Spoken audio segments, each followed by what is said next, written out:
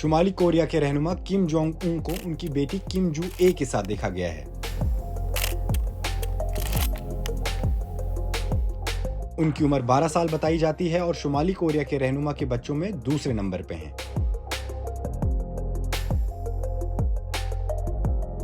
जनूबी कोरिया की खुफिया एजेंसी के मुताबिक उनका किम की जानशी बनने का सबसे ज्यादा इम्कान है।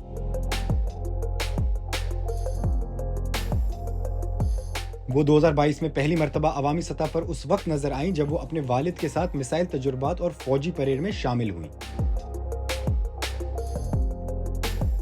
तब से वो अक्सर सरकारी मीडिया की जानिब से जारी करदा तस्वीरों में मरकजी शख्सियत के तौर पर नजर आती हैं।